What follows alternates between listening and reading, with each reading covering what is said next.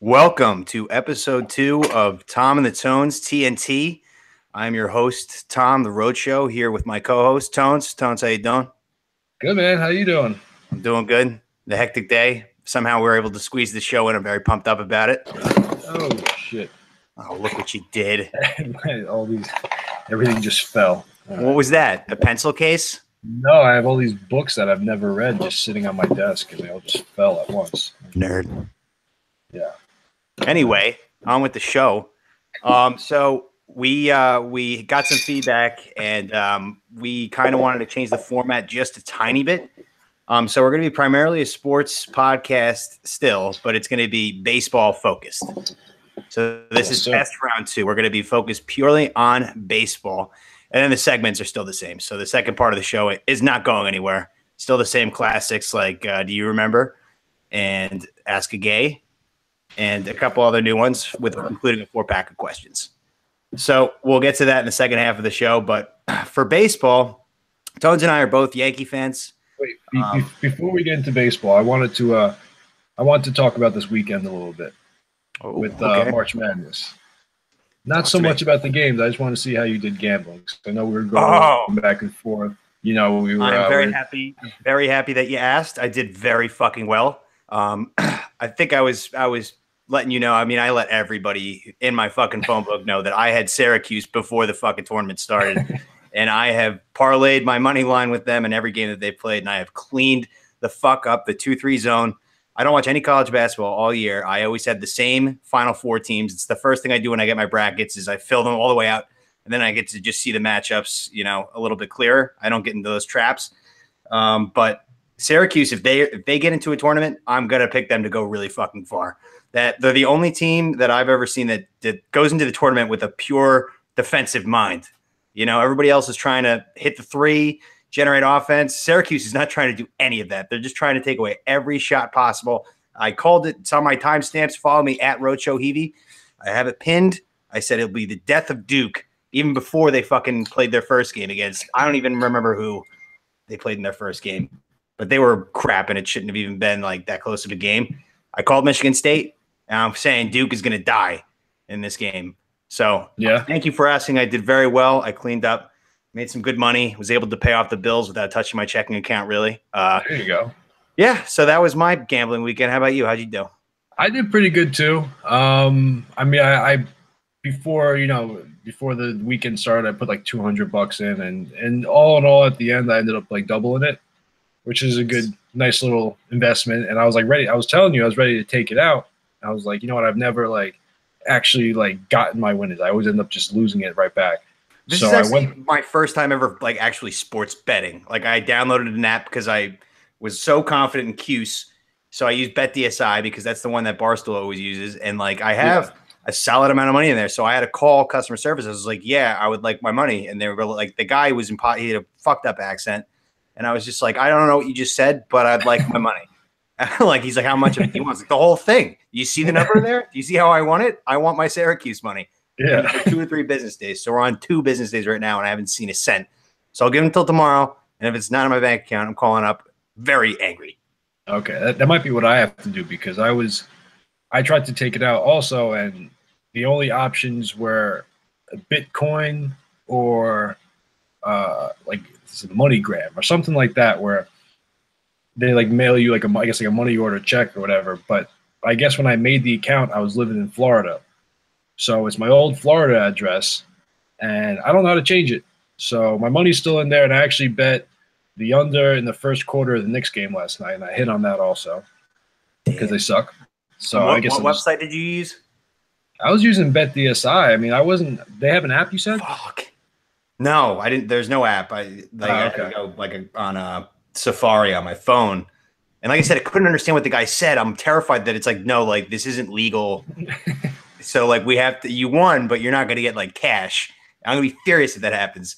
So then I'll finally understand like why, because I've been thinking in the back of my head, like, wait, isn't there a massive sports betting thing going on in our home state, Jersey, my home state of Jersey, trying to get that legalized? So it makes me confused as why or how everybody's doing this.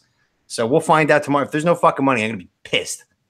Yeah. I don't know what I'm going to even do at that point. I might just stop watching sports altogether. Who knows? Probably not, but No, yeah. You're just going to take the money that you can't cash out and bet it even more. yeah, and I'll end up losing it, and then I'll be right back where I started. So all's fair in love and war. So yeah, this weekend was awesome. March Madness has been fantastic this far. So hopefully you get that money. But moving on to the baseball focused podcast now that we are going to do. So like I was saying, you and I are both very large Yankees fans. So we'll try to keep our biased opinions aside, even though it's very hard to do that with this current roster that we just built in the offseason. Yeah. So what we're going to do is every episode we're going to focus on a different division. And we are surprisingly very well versed in our baseball knowledge. When you play fantasy baseball every year, you end up just picking up a ton of knowledge about certain guys, and then you look into their teams, and you get a better understanding for why Arizona was so good last year, and same with the Rockies, teams like that. But we're going to start with the AL East. So there was some news today. The Red Sox and the Yankees are close to an agreement to play a game in London. What are your thoughts on that, Tones? I mean, it's. I really don't have much of a. I guess it's cool they're branching out. They're trying to bring the game to Europe, but I'm all I'm thinking about when you say London is I'm just thinking about Jaguars, Colts, or same. Some shitty. I mean, it is Yankees, Red Sox, so I guess they're doing the right thing by putting like their biggest rivalry out there. Mm-hmm. I don't know how much of an audience there's going to be for it. Like, has there been any sort of demand that you've seen for baseball in London? Like, I haven't even like they've missed this boat hundreds of years ago. Like, well, why now? Baseball's like, we're trying to get it popular here. Why bring it to London? Why don't we focus on this place here? Yeah, or focus on a place where it is big, like maybe China, somewhere in Japan, yeah, or maybe certain places in South America, or that's what, yeah, it's Mexico, exactly what Canada. I was like. They're just trying to go after the NFL rule. I guess it's probably it's got to be a money thing. I don't know. It doesn't make any sense to me. I mean, I don't understand. I've never been across the pond. I mean, maybe they watch cricket. I mean, I don't know if cricket's big in London, whatever cricket is. But like maybe there's if they don't watch cricket, I guess that is like a very open, market. Like, hey, this is called baseball. Like, enjoy it. And everybody's going to be like, oh, this game is too fucking slow. It's like, yeah, we've been working on it over here, but we haven't fixed it yet. Yeah. Bringing over an unfinished product to these people. But yeah, I'm against it. I think it's stupid. Just, I'd rather play at Yankee Stadium or Fenway. Those games are always so much better. Yeah, and do they even have baseball fields over there? Like, where are they going to play? Are they going to go to Wembley and put up a fucking little wall, and it will look stupid. I guess. I mean, yeah, I don't even know. Maybe just – or maybe they do like, how the A's and the Raiders play in the same stadium. They'll do that with like, I don't even know the soccer stadiums over there. They'll probably do something like that. Yeah. Just put up like an old chain link fence in the outfield. So I don't get it. It looks like it's going to go through, but we'll have to see. I mean, it's not like football. Like whenever you get a London game in football, it's devastating because you only have 16 games. And if it's a home game of yours, then that really sucks. That does suck. I mean, as an NFL fan, though, like if it's not my team playing, I kind of like it because you get to wake up and start football, a little bit earlier. All pregame shit. Right, yeah. You start whatever, 9, 10 o'clock, whenever it starts. But, I mean, like I don't hate it. I don't hate them going over there. I just don't see the point. Exactly, which is why I hate it because there's no point. Yeah, fair. All right, moving on. So we're going to talk about the Red Sox first. They went 93-69 last year. Nice. I'm going to try and format this 3 questions for each team in the division. So the first one I came up with, which is always a hot topic discussion with the Red Sox, is should we as Yankee fans or anybody else in the AL East, be afraid of David Price? As Yankees fans, I say no. Because we always rock that guy. Every time he pitches against us. Derek Jeter 3000. Yeah, there you go. Perfect example. I still think he's a good pitcher. Last year he had some stuff, injuries. Who knows what was going on last year? But I still think he's a solid pitcher, especially because he doesn't have to be the ace with Chris Sale in there. It takes a little bit of the load off his shoulders. But as a Yankees fan, I'm not scared. Even Chris Sale, fuck Chris Sale, bring him on. I'm terrified of Chris Sale.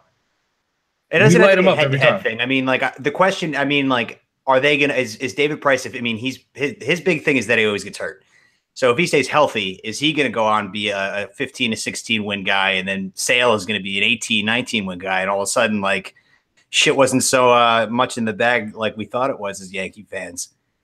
Yeah, no, I mean that's always a possibility. And I think he could go out there if he stays healthy, win 15, 16 games easily. You know, he's a talented pitcher. I'm not worried. Yeah, I saw something on his page for fantasy baseball. It was a good quote that it said, like the best indication of future injury is past injury. And he's more likely to get injured, than not, the way that he always gets hurt. Excuse me. That's going to happen a lot during our shows. Sorry about that. But with David Price, the big thing with him, I mean, big criticism is his career postseason. He's 2-8 with a 5.03 ERA. Yeah. No, and nobody can get past that. Like I said, he doesn't scare me. I mean, he's a good pitcher, and he's put up good numbers in the past, but there's just something about him that just doesn't scare me. I don't know. I mean, maybe it's not like when he first came up with the Rays and he was throwing 98, 97, nasty wipeout slider, whatever. Yeah, then he was a little bit more intimidated, but now he's lost a couple MPHs on his fastball, and the injuries add up, and it's just he's not what he used to be. I mean, like I was saying, he's still a good pitcher. I'm not trying to trash the guy. Well, in 11 starts last year, he wasn't that bad. He had 3.38 ERA with 76 strikeouts, and it was only over 74.2 innings pitched. So he was pretty good. It's just a question of if he's on the field. If he's on the field, regular season, they're going to win a lot more games with him than they will without him. But the trap that you'll fall into with him is that if he pitches that good and you go into the postseason, that 2-8, 5.03 ERA might show up and just cost you everything. Yeah. I mean, those numbers you were listing off. I mean, that to me that sounds not the playoff ones, the regular season. That sounds like a like a solid 2 to 3 starter. Yeah, which is what he is. He's a 2 starter. So I mean, for that, I think he's. And he gets a bad rap over in Boston because 1, they're racist, and 2, he called out Dennis Eckersley, which I guess you can't do that there. I don't know. Yeah, he's outspoken a little bit, and when you're outspoken and you're not performing, it's very easy to hate that guy. Red Sox Nation's very torn in half about him, so I'm just going to let them figure it out, and we're just going to go ahead and win, Yankees baseball games. Absolutely. Second question for the Red Sox: scale 1 to 10, 10 being the highest. How good is this lineup? So I'll read through it. Their projected lineup right now is Mookie Betts, Benintendi, Bogarts, newly acquired JD Martinez, Hanley Ramirez, Rafael Devers, who shocked the fucking world, Mitch Moreland, Jackie Bradley Jr., and Christian Vasquez. Yeah, I mean, I think, I was thinking about this before we came on. I mean, last year, a lot of them had down years. Mm-hmm. The numbers they put up last year, not really indicative of where they probably should be, especially because they're so young. So that kind of happens sometimes. The year before they were outstanding. I just got a little breaking news. Alex Cobb is nearing a deal with the Orioles, so that kind of comes into play a little bit later. Whoa. Where were they? Red Sox lineup. So yeah, I mean, they kind of had that sophomore slump last year, which happens. I think they're going to have a bounce back. I say, are we doing the rating out of 10? Is that what we're doing? Yeah. I give them a 9. Yeah. I have them at an 8. I think they're an 8. I think they could become a 9 if they perform. I think Jackie Bradley Jr. took a big step offensively back this year compared to his previous year. Benintendi was good. He was solid. He didn't. I feel like he got off to a slow start or something. I'm trying to remember. He was. I mean, he ended up getting it going, and his numbers ended up being fine. And he's only going to get better. Because, I mean, he was projected to be the rookie of the year, but then nobody knew that fucking Aaron Judge was going to come by and be Zeus. Right. I mean, if Judge wasn't there, he probably would have been the rookie of the year. I mean, what do you have, like 30 home runs?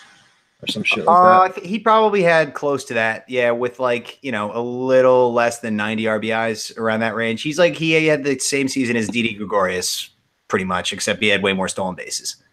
Yeah.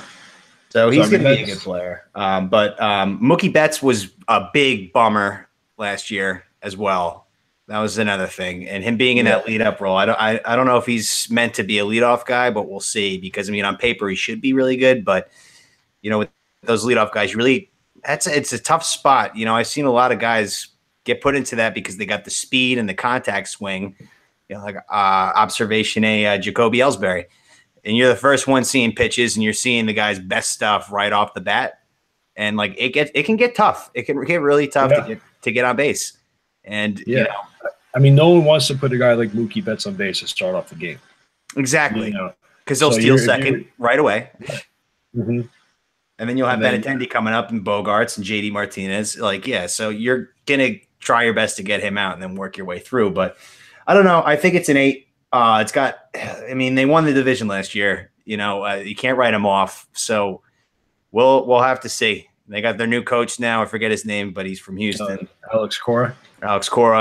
Yeah. So that should be an interesting – I think Yankee Sox is about to be back, like full force. It was towards the end of last year. It was getting there. I think this year is going to be full on. Yeah, and then once it gets to London, who knows? Yep, we'll have like a little Boston Tea Party over there this time. You know. Oh yeah. Good. So the third question I have for the Red Sox, it's gonna be the third question for every team. Over under their last win total. So last year was 93. Over under 93 wins for the Red Sox. I think and I kind of talked about this before. I think they underperformed last year, so I think they're going to go over. I think they're going to be around 95 wins. Damn. Yeah, I mean they're a good team. They're a good team. I mean the only thing is their rotation. I mean they have Sale, and Price is iffy. We were talking about. If Price stays healthy, he'll be good. Porcello, he's been healthy. I don't know if that Cy Young year was a fluke. So we got 1 year after the Cy Young. I think I do too. I was going to bring up those stats too, but like Sox fans are 24 wins or something ridiculous. Like he won 24 games that year, but his earned run, you know, I mean, his percentage of runs that the Red Sox offense gave him was about 6. It was over 6 runs he was working with per game. So you know he's going into every game with this 6-0 lead. If you look at it that way, I mean, it's kind of skewed. His ERA was solid, but I mean, like when you win 24 fucking games, you're probably going to win the Cy Young. Yeah, and I mean, don't get me wrong. He still had to keep the teams in the games to get those wins. I mean, it's 24 wins, no matter how you put it, is impressive over the course of an MLB season. I just don't think – I don't think he's that pitcher that the numbers point to. Shit. Well, I had the under, but you make more sense than I do. So I'm scared. I kind of wrote the Red Sox. I'm buying so much into the hype that we have around us, and I shouldn't. Know. That's what I'm trying not to do. I'm trying not to like – You can't. I mean, we're going to talk about the Yankees in a second, but like our pitching rotation is really not that great. I don't know. I disagree. I mean, Severino's got 1 year sample size, and he completely choked in the wild card game. Yeah, but he redeemed himself in the later round. Right. So I'm not ready yet to just put him in as like, you know, a repeat of exactly what he did last year. CeCe's third in the rotation. Tanaka, I mean, last year was an abortion for the first. Yeah, he was awful for a good part of the season. That's a good point. And then he ended up turning it up, you know, second half of the year when we really started to like need wins, which was great, and he was solid in the playoffs. But like I still don't know with him. Jordan Montgomery's in the back end of it, and an old fat CeCe still in there, who I trust the most out of everybody in this rotation. Sonny Gray we'll get to see a full year of.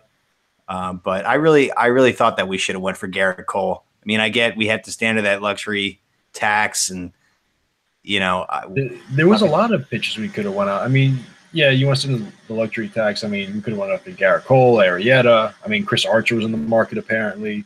Yeah. You know, there was some moves that could have been made, but yeah, I don't think anybody's trading within our division. I don't think that because Machado was like almost there with us too, but then I think the Rays were like, "Fuck you, we're not giving you Chris Archer." It's going to be a nightmare for our rebuild. Yeah, exactly. Yeah. So, all right. So officially moving on to the Yankees, who went 91-71 last year, second in the AL East. First question for you: who do you think will be the Yankees' offensive MVP? Now, I took a little different of an approach with this. I didn't just, you know, the obvious answer would be like, yeah, for sure. The obvious answer would be like a Stanton, Judge, Sanchez. But I went with Didi. Oh, dude, I went with Didi too. Okay, all right, so we're on the same page. Because I mean, I think Judge is going to take a little bit of a step back. I mean, I still think he's going to have 40, 45 home runs. Probably hit 270, 280. hopefully.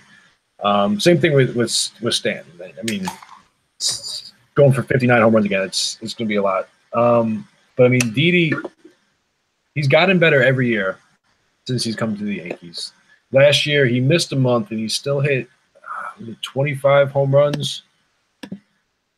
Yeah, 25 and 87 RBIs. He hit 287. If he gets a full season this year, there's no reason why he can't be a 30 home run, 100 RBI guy. And to get that out of your shortstop is bananas. You don't see that very often. And I actually want to use this as a platform to start my campaign for Didi being, considered a top 5 shortstop in the league because he gets no respect. Mm-hmm. I know there's a lot of good shortstops out there. You got Correa, you got Bogarts, you got Lindor. But I think he, if he does what he did last year, there's no reason why he shouldn't be considered a top 5 shortstop. Yep. And he only played 136 games last year, too. Yeah, that's what I'm saying. He missed a month. So, I mean, if you add that month in, there's no reason why he can't go from 25 home runs to 30.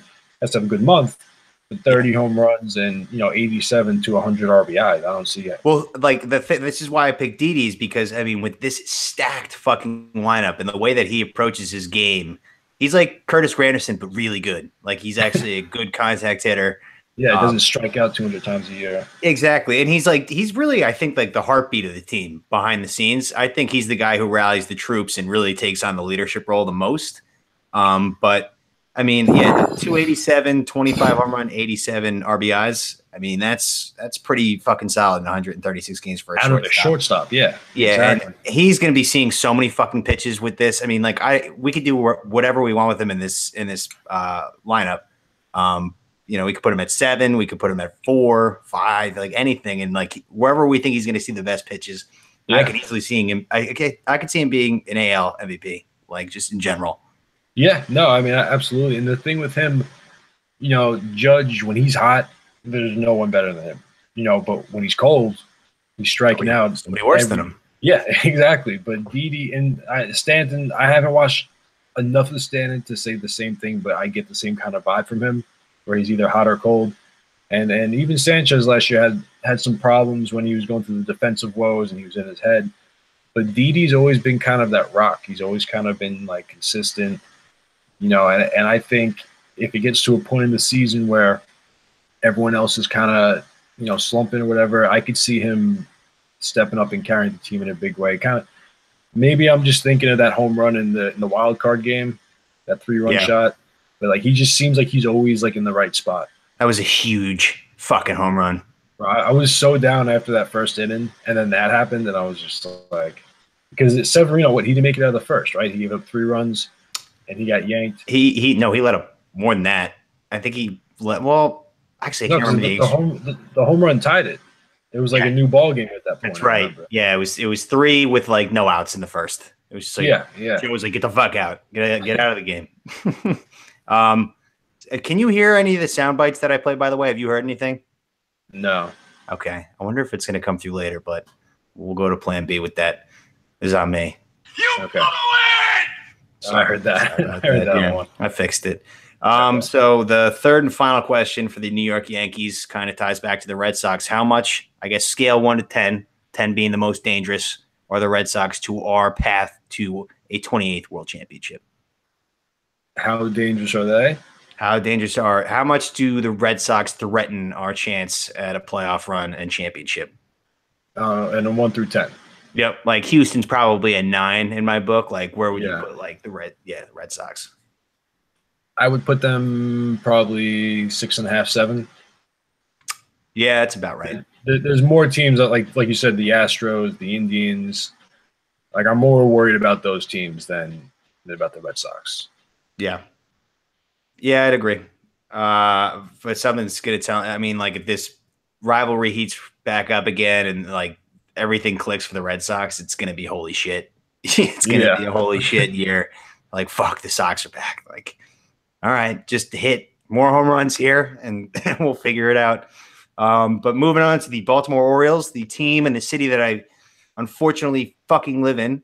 I hate this baseball team. I think they're terrible. I've been burned on them burned by them so many times in fantasy baseball. Everybody always turns out to be shitty, except for a couple of their offensive players. But the first question, a scale of 1 to 10, 10 being the absolute fucking worst. How fucking awful is this rotation? You gotta go with like an 8.5 or not. Like I was looking at it before we started, and just poop, just poop. I don't even know how else to describe it. It's just looking at it, it just looks like poop just leaking out of her butt. Like that's all it is. Yeah, I agree. They haven't invested any money in it. They put all their fucking money basically in Chris Davis, which was in hindsight terrible because why wouldn't you lock up if you have that kind of money? Why wouldn't you try to throw that at Machado? Like we knew about Machado years ago. Like Chris Davis, maybe he's like they love their Baltimore strong guys. Like they loved JJ Hardy for so long, and now it's Chris Davis. Like he's just what Baltimore's all about. Like he's just like he shows up every day. He's on the O's. He's gritty. You guys are fucking stupid. Now you're stuck with them, and now you have to let Machado go. I give this rotation 0.0. I think it's the worst. Hold on, I thought you said 10 was the worst. Well, yeah, in a way, the same thing. Yeah, it's a 10. It's 10 in my book. I think it's terrible. They just signed Andrew Cashner, which is like a big deal around here. He went 11-11 last year with a 3.4 ERA and 86 strikeouts. He's 31, and that's like huge news for them. So that just kind of shows you where the Orioles are at. I mean, Bundy is meh. Gausman sucked. Fuck that guy. I had him in my fantasy team last year. That's what I'm talking about. I dropped him after like 2 starts. I was like, I can't even like look at this guy. He had a ton of hype too, and like he was like literally like 9 earned runs a game for the first 2 fucking months, not even weeks. Yeah. Like he was just like he's gonna get rocked every time he's out there. He took over for Ubaldo Jimenez's shit. And then you move down and Tillman's at the back end of it, who's also terrible. The worst 16-game winning pitcher I've ever fucking seen from a couple years ago. Like he sucks ass. So like I said, the whole rotation is just like a leaky butthole. Like there's nothing appealing about it. Yeah. Yep. So for that reason, I think they're going to be terrible. But I mean, the big news in Baltimore is Machado is pretty much, I'd say, out. No matter like he's not going to be in the Orioles either. Yeah. Like he'll finish this whole year with them, playing shortstop like he wanted. Or they'll trade him, which would be smart. I think they should have did that already. I'd rather, Jonathan Scope, what he did last year. I mean, you can build a lot around him. I think it's easy to start to look forward, past the fuck up you had with Machado. Trade him now, get some sort of value out of him. Don't just let him walk, That'd be the worst thing you could do. Yeah, but I mean, like, here we are opening day. I mean, like, I guess we're going to have to fucking wait until the All-Star break. And somebody's going to trade for a superstar, Emmanuel Machado. Yeah, for sure. So they went 75 and 87 last year. What do you got? Over, under 75 wins? Under. I got them at like 72 maybe if they're lucky. Yeah. Like, I just don't see anything like redeeming about this team. I mean, I guess the Adam Jones.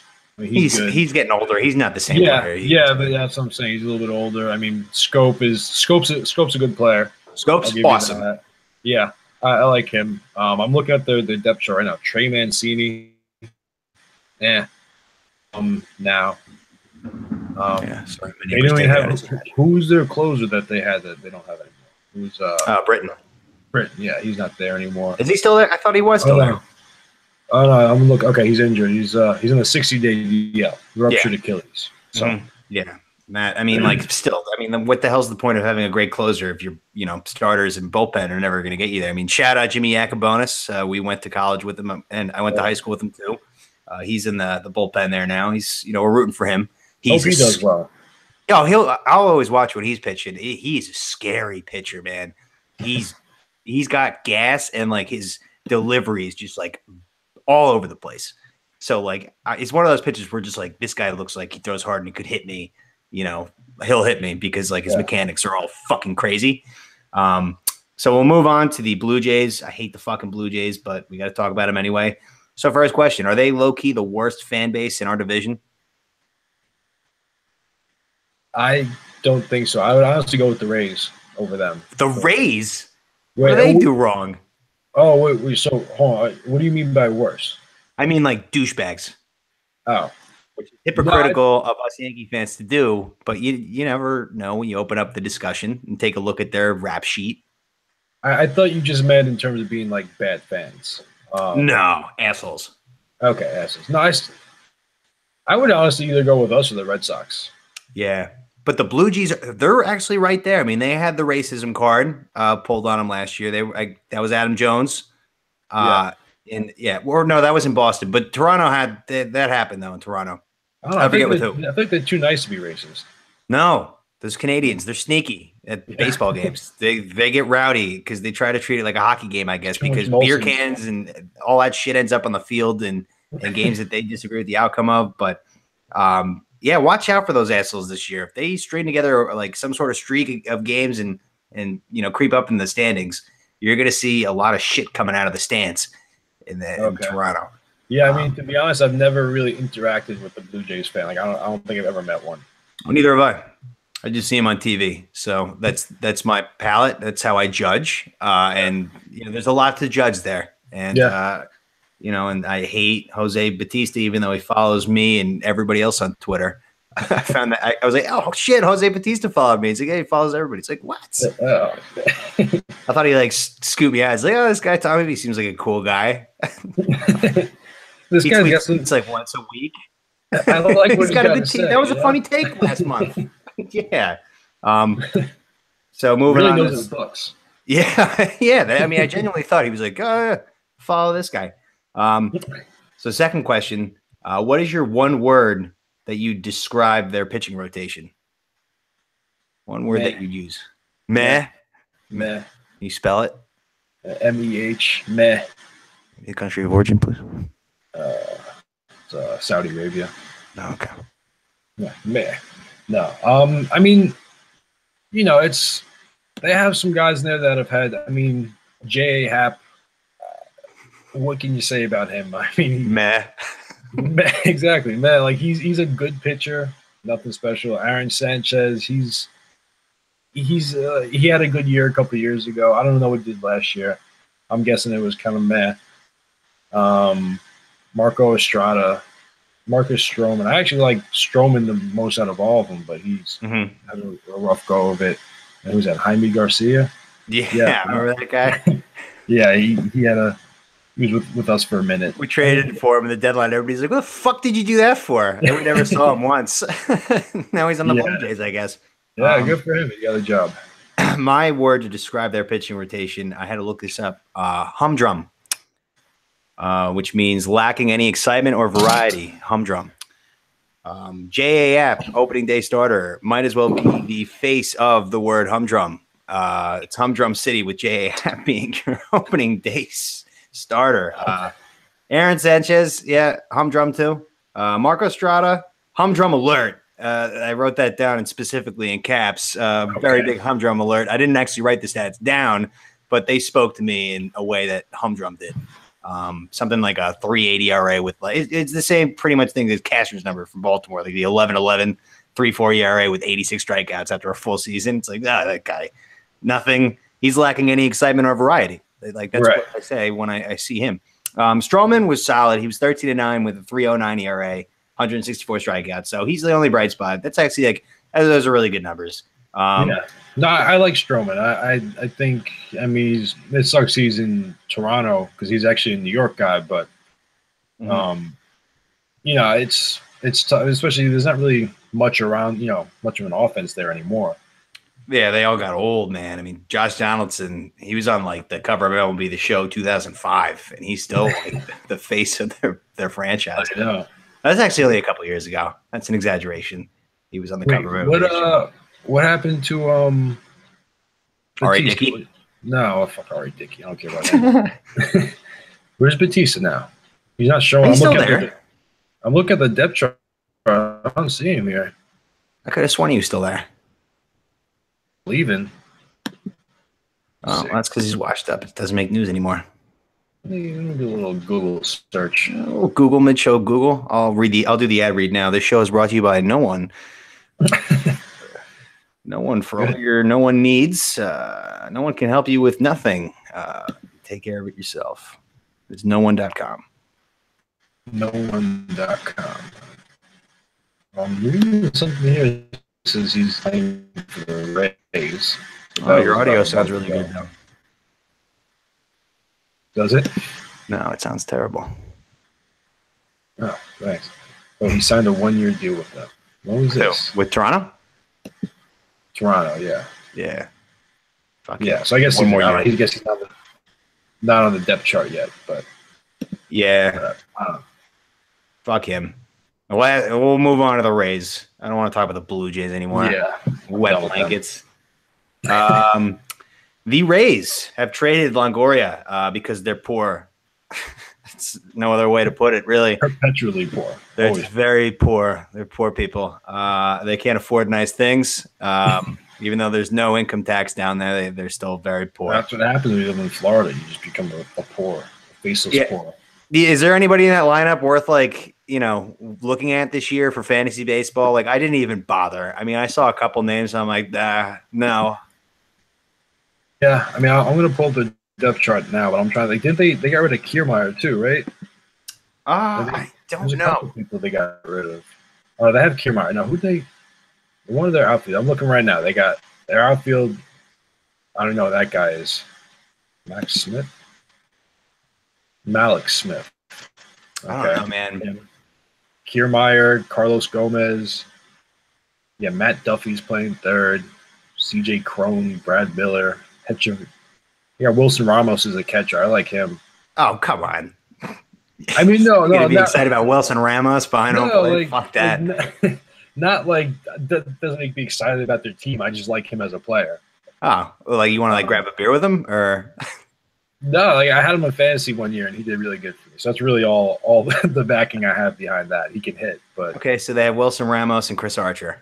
They got Denard Span, who's got a little bit of gray in his beard now. Denard Span, classic twin. Oh man, yeah. He's got a lot of gray in his beard. They're going to be way worse than I thought. Yeah, and I'm looking at their rotation. There's only 4 people in the rotation right now. So they got Archer, Snell, Jacob Faria, and they got Ubaldi. Remember him? Ubaldi. Nathan Ubaldi? Is it? Yep. He was on the Yankees. He was decent. Ubaldi. Oh, shit. I forgot. Yeah, there's no V sound in Spanish. V's are pronounced with B. Ubaldi. Ubaldi. I guess that's Italian, though, because he's a white guy.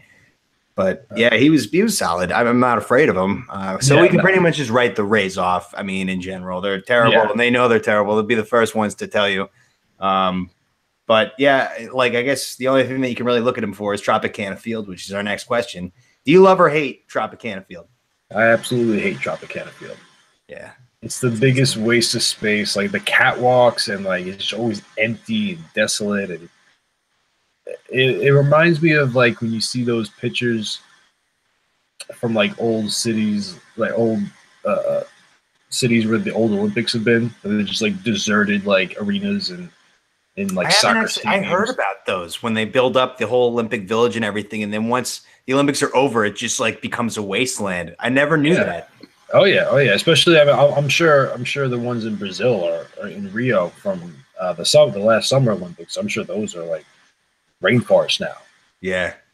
Oh. Those are. I mean, there's no reason for them to use those now. At least if you're they had the London games a couple of years ago, I'm sure those still get used, or they probably used ones that were already there. Yeah, but yeah, I will say about Tropicana Field, there's one fucking thing that could have made that place sweet, and this is a little known fact that I was doing research because I thought, I'm sure it is, but I just didn't do enough research. Is Tropicana? They're knocking it down, right? And they're building a new stadium. Did I hear that right? It's possible. That in the plans? They should. They should. I don't know if they are, but they definitely Well, they're poor, so maybe it wouldn't be a great idea. So, yeah, maybe they should just stick Just ask the taxpayers to pay for it. I mean, yeah, that's the go-to move with everybody else. But I think the owners should pay for their own damn stadiums. Bill Simmons, shout out. Fuck you, Bill Simmons. Tool. All right. So the one thing that could easily save that place, people don't know this, but back in the day, in the early 90s, the Tampa Bay Lightning used to share their arena, and it was called the Thunderdome. Ooh. I like that. Badass is that? I like that. We're live from the Thunderdome. It's Yankees Rays. I'd be fired up, ready to go. That's what I named my Google Chromecast. Like whenever like someone goes to connect, it's like, "Are you sure you want to connect to the Thunderdome?" It's like, yes. Yeah, exactly. Textbook It's just a badass cool word. fucking name. Yup, it's from Mad Max 3. Shout out. Absolutely. Road Warrior. I mean, that's two. What the Return to the Thunderdome or some shit like that. I only saw the first Mad Max and the new one. I didn't see the other ones. Oh man, yeah. First one's classic. The new one was insanely awesome, but Road Warrior is the GOAT. The second one. Okay, I'll have to check that out. Thunderdome's fun. It's got Tina Turner in there and like this big bad dude. That's a fun. That's probably the most fun one. Okay. Yeah, so they should have kept it as the Thunderdome. Last question about them. Do you miss them being the Devil Rays? Yeah, I kind of do. More than anything, I miss their old jerseys. Like I like I don't know, just like the logo with like the purple and the yellow and the whatever the streak they used to have going across. Like it wouldn't translate well to today's era. It would look terrible. I think it had its time. Like if they brought it back in like 07 or 08, like it would have been a little bit cooler. But they could. I'm sure they could do like a new version, like a current version would be pretty cool. But I don't know, just like the logo they have now, it just looks like it's a logo for like a Reformed church. Yeah, well, that's kind of what they are. Like, yeah, like I don't know, fuck that. I don't want to. Yeah, the only thing I miss about the Devil Rays is Mo Vaughn. When I see those colors, I think of Mo Vaughn. Mo Vaughn, what a guy! I did in 7th grade. We had to do a project on like any famous Spanish person. And like I chose Mo Vaughn. I found out he wasn't Spanish. I just wanted to do a project on Mo Vaughn so bad. So I was just like, yeah, he's from Mexico anyway. And then just like went on with Mo Vaughn's like PowerPoint slides. Oh my God. So to wrap up baseball before we go into segments, final prediction of your ALE standings. Just read them off. You don't have to give me the records. Yeah. I think it's Yankees, Red Sox, Blue Jays, Orioles, Rays. All right. I'm going to go Yankees, Red Sox, Rays out of nowhere because the Orioles pitch rotation sucks. And then weren't the Rays? The Rays were kind of close to a wild card spot last year, right? Am I crazy? They always find a way to fight with grit. It's they also had Evan Longoria last year, and he has been a Yankee killer for years. Oh, I'm so happy to see him fucking gone. Yeah. I've only seen us get him out like a few times. And it's been like 10 years. Like the one part I play at Tampa, it sucked. But all right, that's talking baseball. We're going to move into segments. The segments are pretty much being kept the same. We're going to change up the topics a tiny bit. Hopefully, once we get some listeners, you guys can let us know what you like and what you don't like, and then we can tweak accordingly. What time are we at right now with the show? We're about 43 minutes. 43. Okay. All right. Yeah. All right. Now, 43 minutes talking baseball. Not bad. Whoever wants to pick up a baseball show, huh? Baseball. All right. So just like last week, we're going to start off with a You Remember. Do you remember? I just remembered that I had something queued up, but I can't use my computer now. So before I ask you, do you remember? Give me 1 second. Okay. I'm waiting. Did you read what I wrote? Yeah. Yeah. I hate having to tell. Well, you know what? I'm going to tell it again anyway, because I have like an agenda of stories that we have to get to. There's a lot of good ones. Okay. So do you remember when I tried to have sex with a woman in college? I do remember, but I don't think the folks at home do. Good. So, please. No, they do not. So as everybody who is listening by now knows, I'm a gay man. And yes, I have tried to have sex with a woman. And it didn't go well. So let me walk you through. I'll try to make it as quick as possible. So basically, we went to a house party in our college, which was kind of rare. We usually were a bar kind of Friday night people. But this specific night, our senior year, I was 22. And there was a girl that was totally interested in me. And we were walking back from this house party. And we had like a half a mile walk. It was a crew of 8 of us, and her fat friend were tailing with us like out of nowhere. So then I was just like interviewing her, and like Joe was egging me on. So I was just asking her questions like, "Hey, do you like Metallica?" And she was like, "I love Metallica." And Joe was like, "Oh my God, Tom, it's in the bag." So now there's like, I had to like do some work to make sure I didn't get laid at that point once it worked. So I'm like, all right, I'm drunk. We're going to give it a chance and see how my dick does. See if it can work with this, if I could play mind tricks and make it work. So we ended up getting back to your house, and I lived right across the street. And we started macking, no big deal, just some show. Just like, hey, everybody, look, I'm not gay. Look at me doing this, just digging myself in an even deeper hole. So I was like, all right, now it's time for a science experiment. So we go across the street. And first of all, I'm apologizing I've never had sex before. This is the first time I've sex with anything. So I start taking off my clothes, and I'm apologizing as I'm doing it because the lights are on. My little beer gut that I'm good at hiding, it pops out once I take my shirt off. I'm like, I'm sorry about that. Also, I wasn't planning on having sex ever because I'm a closet homo and I'm not out, and my pubes are completely out of control. So I apologize for that as well. And then I was like, I got to piss first because if I come while I have to piss, it's going to sting. So let me do that first. And then she made me turn the lights off. So anyway, it was full blown panic. Okay. Full blown panic. I didn't know what I was doing with why am I here? So what I did, the natural gentleman thing to do, I ate her out for about 25 minutes trying to figure out how the fuck I'm going to get out of this. And it was gross, but I powered through it. I was like, oh my God, this is such a fucking weird looking and anatomical feature. This like eating some day old Chinese food or something. Credit South Park. I knew where the clitoris was. I knew where the sensitive spot was. So I was able to she pretty much had lesbian sex. Put it that way. Yeah. I mean, sounds like it. So anyway, so as the story goes, the most important part to remember is next to me was a water bottle that I kept next to me because it was in the depths of winter and I was a little stuffy and I had a cough. So what you need to do to fix a cough sometimes in the middle of the night is hawk a loogie into a water bottle. Basically, you got to spit it out. That's like my spitter at night, or else I can't stop coughing. So there it was right next to me. So basically, once I was done eating her out, I had a, all right, turn over like a doggy style, So like I had like a semi, right? Just, an intimacy boner, like, anything. It felt good. So then I didn't have a condom either. I was completely not prepared to ever do this. And she said, fine, like, it's all right. So then I put it in. It doesn't really go in. And I'm trying to like get it hard by like mashing my soft dick, my semi against her. And it's just getting worse. And I'm realizing that she's not a chick. I mean, she's not a dude. Like I'm starting to realize that like, my brain doesn't work this way. And I don't know. It was starting to freak me out that I went immediately soft. So she was like begging me for it. Like she was pretending she was definitely a virgin because I wasn't anywhere inserted in her and I was not wearing a condom. And she was like, oh yeah, it feels so good. I was just like, there's nothing happening back here. Like you don't feel anything. I'm in the back of your knee. That's fucking weird. So anyway, I had to get the fuck out of there. Long story short, I saw that bottle of just loogies that I've been building up the whole winter, and I was just like, that'll look enough like semen.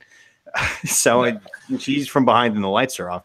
So I take it and dump a little in my hand, and I'm just like, all right, I'm done. And then, mission accomplished. Like I'm out. Like she bought the whole thing somehow.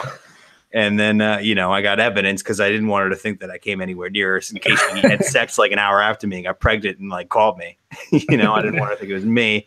So I just wanted to show her evidence. And she takes my hand and looks at me and just licks the whole thing up. Oh, my God.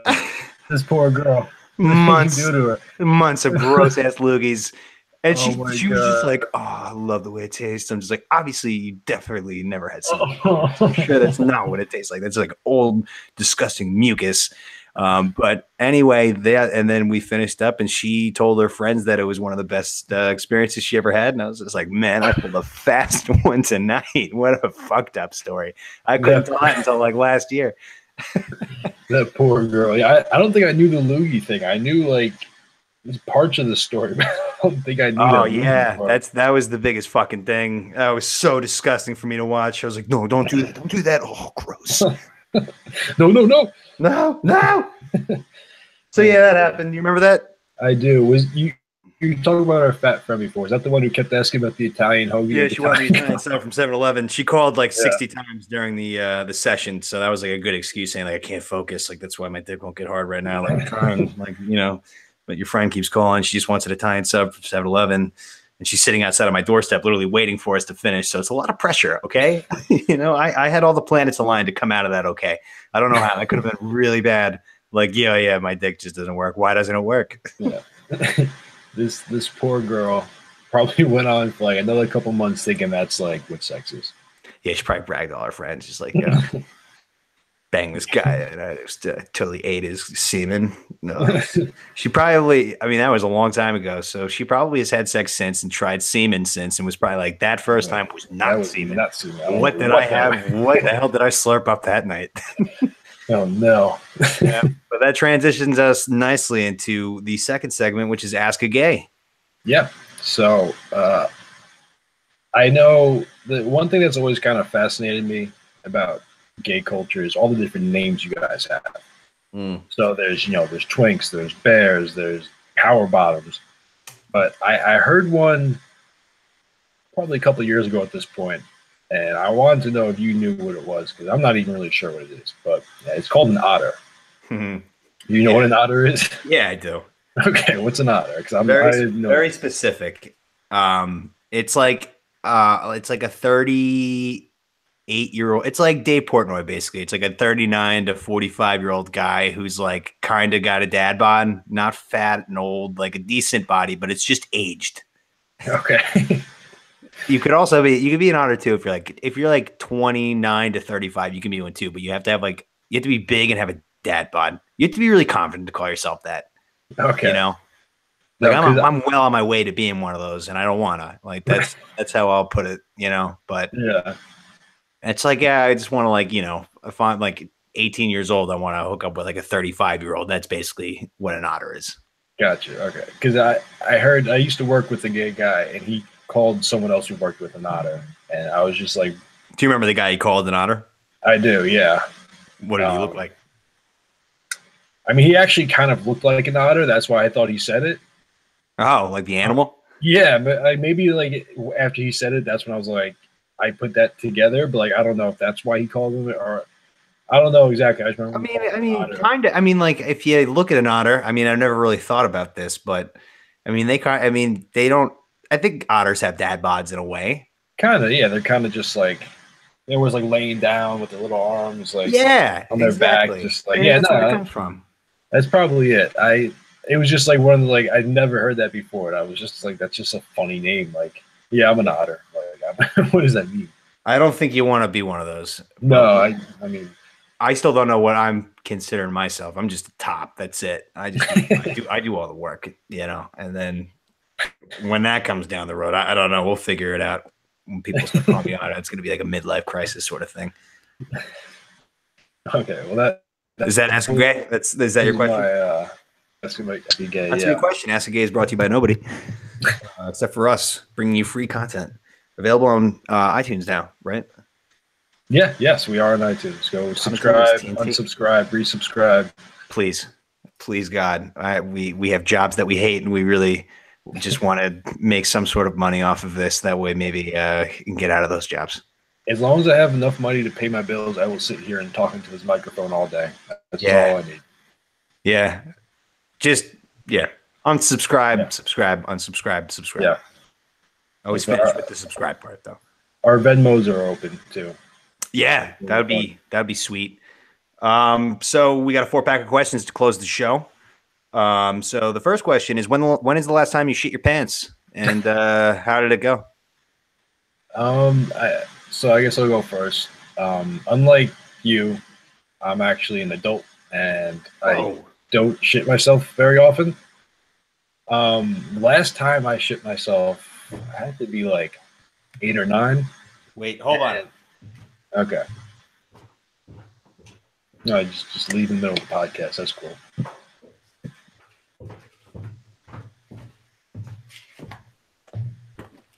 Sorry about that. No problem. I'm just making a mark. I'm going to edit that out. At 54 minutes, Tom just left. Okay. So yeah, I was probably 8 or 9. 8 or 9? That was the last time you crapped your pants? Like, yeah, like I said, I got a tight butthole. I don't know what you want me to say. So I was going skiing actually, and we were so the way the mountain was set up, you pull up in the parking lot, and then to get up to the mountain where all the facilities were, where all the the bathrooms, the mountain, the lifts, whatever, you had to walk up this giant metal staircase. It had to be at least 50 stairs, right?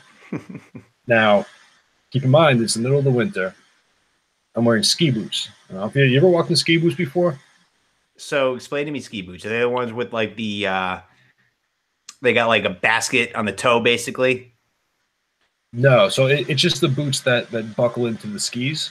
So okay. yeah, so they're like the big, plastic ones. They have like the clamps that like you lock in, and they're like walking boots, like they're like casts, like Big Ben wears all the time. Right, exactly. So now here I am, 8, 9 years old, trying to walk up these stairs to get to the bathroom. Because as soon as I like pulled into the place, like I felt it come. I was like, I gotta go.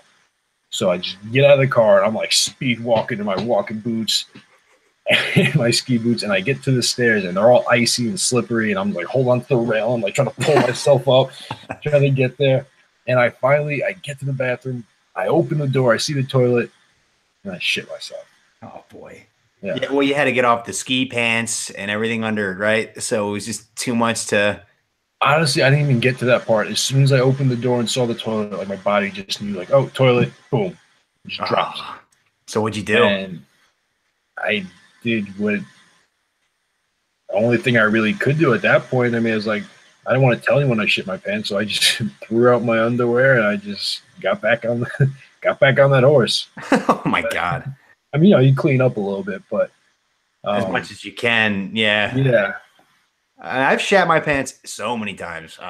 You preface, but I've never once thrown away my underpants. I just like had to clean up and or just pretend like it never happened, and hopefully nobody notices it, as long as it didn't go through the second layer of pants or something like that. But it's my heat. Did you hear that? It's going to be a reoccurring guest on our show. It's the worst heating system in the world. By the way, I just noticed I like your WWE belt in the background. Oh, nobody's allowed to touch that until the Bucks make the playoffs. Oh, really? Even you? Even me. I think somebody touched it last year, and then we lost 8 games in a row. I think I had somebody come watch my cat, and I think she moved it, and everything went downhill after that. And I was like, "Why did you touch this?" So I shat my pants recently, kind of. I usually shit my pants once a year. Just that aggressive farting, just like me, just letting out a fart and sitting in it and smelling it. And it's like, that's a good fart kind of thing. So I was sitting on this very couch that I'm podcasting from. This is one of the worst ones I've ever had, too. A couple of them, it's always once a year, like I said. And normally it's just like a shart where I got to go up and clean, and I got to run some laundry with the boxers and stuff. But this one, I was sitting here and I just shat my pants. I tried to fart, and it was so bad it went through my boxers, went completely through my jeans, went through the couch cushion. No. Have you ever seen Alien? When they kill the alien and the acid hits the floor and it goes through all levels of the spaceship. That's basically what it was like. I was like, what the fuck do I do? What a mess. How the hell did I just let this happen? I have photos too, in case nobody believes me, because I document how bad that was. I was I think I was actually going through my phone the other day and I saw it's such a gross picture. Boxers. I was just like, why do I have it? I still have that for if anybody's listening, they want proof. I do have proof. But so I live alone. So it could have been worse if I had roommates, but I just had to turn the cushion the other way and put it on the side of the couch that I don't sit on. I have since switched couches. I have the couch that on over there. Nobody sits on that. I do have, when I have guests, it's very rare and they have to crash on the couch. I've had people sleep on that couch. So that stays here. We'll cut that out. We'll cut it out. It's good to know. Yeah. So that was a nightmare. So, but that was not this year though. That was last year. So I'm still due. I'm still due for this year. Yeah. So I was talking shat pants. Question number 2 of our 4-pack question. When did you find out about masturbating, and what was your method? I'll clarify what I mean by this question. Did you go to health class and they told you what masturbation was, and then you went home and tried it out? Or did you have a brother who was like, hey, step into my office, let me show you, this is how you're supposed to do this when you turn this age? No. So I'm the older brother. So that would have been weird if my brother, who's 5 years younger than me, taught me how. But, look what I found out.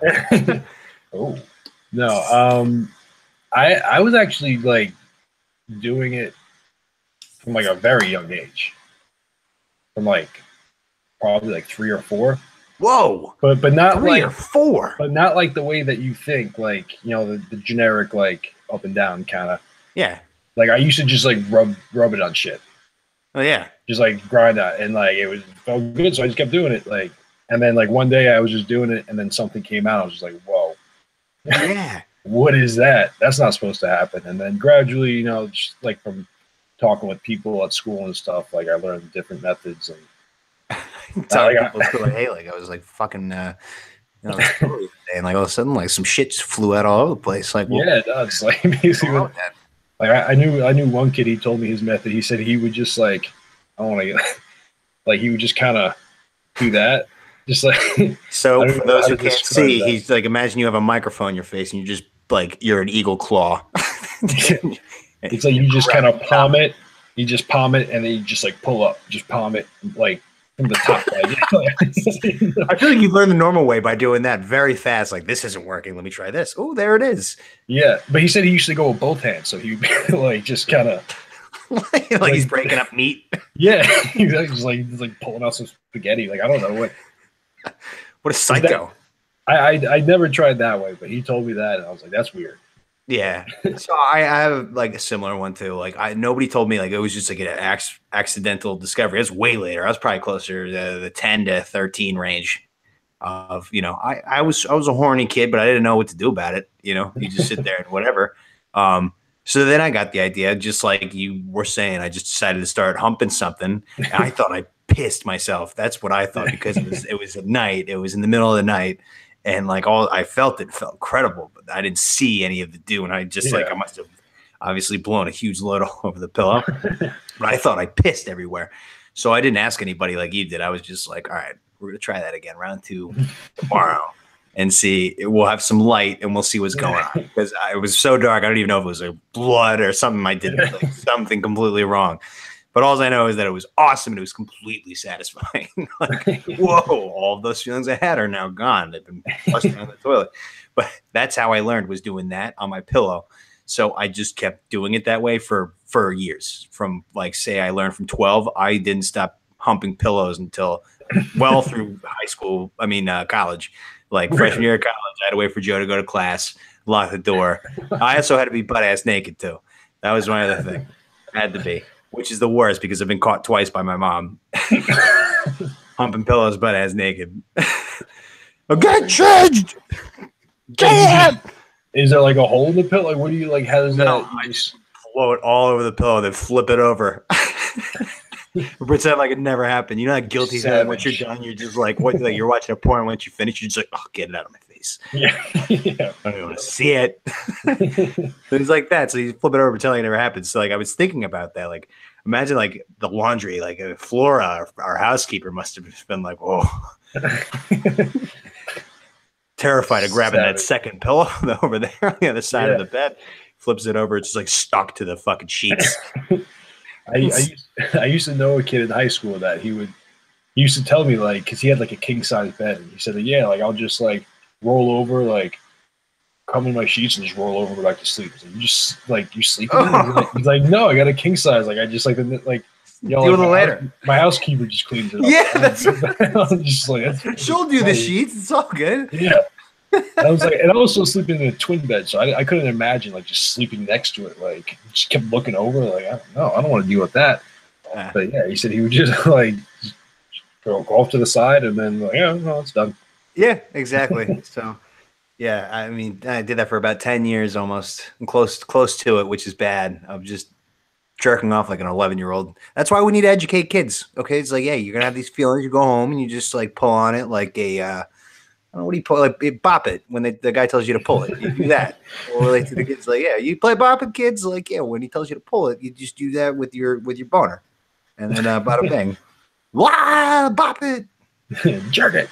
Yeah, exactly. Oh, they actually did have. Oh no, it wasn't jerk it. I was thinking about the bop extreme. I think there was there might have been flick it, flick the bean. That's the one that's the practice. Yep. Not for me. Nope, not for me. I've tried that. It doesn't work. The third question of our 4-pack of questions is: what is the most embarrassing thing that has happened to you in high school, or not high school, any school that's not college, elementary, middle school, high school? What was the time that you look back on? You're just like, fuck, that was embarrassing. You go first, because I was having trouble thinking of something. I've blocked out my childhood, so. All right. Maybe something you say will jog some memories. Well, mine is a shat pants story, but I'll try to think yeah. of something else because we just talked about shat pants. But basically, I shat my pants on the bus on the way to school in the first week of school. Yeah, and like, just like kind of pretending like it never happened. Just carried on with the day, and nobody said anything, so I kind of got away with it. You know, clean. But I'm trying to think too of something that would. I didn't do too much prep with this question. I should have done more. I thought it would come naturally since I've done so many stupid fucking things. You know what? We'll bring it over to the next episode. We'll think of it. We'll come back better and stronger with more prep. Yes. And we'll move on to question 4 of our 4-pack to wrap up. I'll probably just start thinking about it like 20 minutes before we record again. But yeah. Yeah. We'll add it in then. Yeah. So the last question of the 4-pack is, so I always get backlash from this because I never put a big enough price tag on it. So we'll just put it at whatever the Powerball jackpot lottery ticket is. The next one, we'll assume it's somewhere between $300 million and like $900 million. For that ticket, that winning lottery ticket, would you play Jumanji? Yes. You're a psychopath. You don't know what you're doing. You don't know what you just said. I've seen Jumanji. I know Jumanji. Well, how would you go about it? Tell me how you would play. What would you do? Would you like, all right, I got my Powerball ticket. You're just going to open up the fucking game with your buddies and just fucking play? No. I mean, for that much money, yeah. I mean, like, you know, obviously there's a chance of death. There's a chance of disappearing. There's a chance of mutilation. A chance of getting chased by a crazy hunter. The sole purpose is to murder you. Yeah, no, I get that. I get all that. But I think the reward outweighs the risk. I mean, like, if I lived the rest of my life knowing that I passed up on $500 million or whatever, I'd rather be dead anyway. Like, I don't. Yeah, I mean, like, you know what Jumanji is, and it's so dangerous. But like, if you pass on it, it's just like, what if I just gave it a shot? Right. Like, what it like I'm for the rest of my life, I'm gonna look back on that and be like, I should have just done it. Because the best Jumanji player of all time, Ron Williams, he did it on his first try. I mean, it took him, 40, 50 years, but once you finish the game, it goes back to like it never happened. So as long as you finish, I mean, like, even if you get trapped in the game or you die, as long as somebody finishes the game, your game, then you survive and it's like it never happened. And you all of a sudden you have almost $1 billion. Absolutely. But if I was to do it, okay, it's a 4-player game.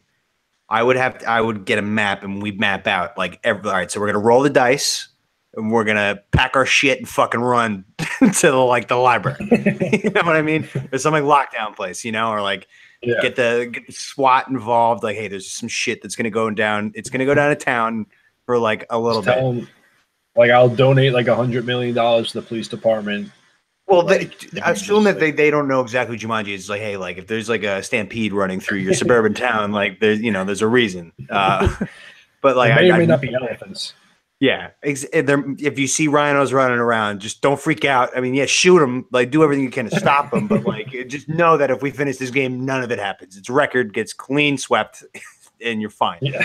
But you have to have a strategy because I mean, those huge spiders. Like, if you're playing in a tight apartment building, and the spiders come out, you're not just gonna fight them with an axe. No, you need to be able to fucking run, get in a car and go. You have to worry about those wasps who could sting through the top of your car.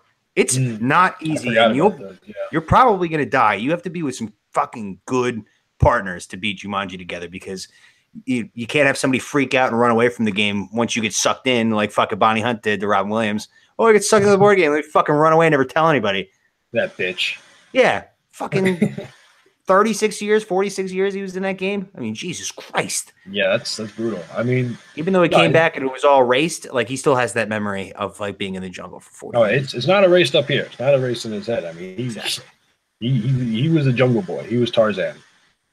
Yeah, so I'd have to be pretty drunk to say yes, and the money would get in my way. But we'd have to I'd have to convince my 3 other players, like, hey, like, once we roll, we're moving. We got to go. We're hopping in the car and we're fucking ripping on the highway and getting the fuck away from whatever just came out of this game. But those things just keep chasing you, right? Like, doesn't it? I don't know about chasing because the monkeys kind of just like settled into town That's you true. know, the Stampede was on a straight line, just, you know, Yeah. destroying the city, destroying the town. The Wasps were everywhere. Van Pelt was dedicated to killing Robin Williams because he rolled the dice.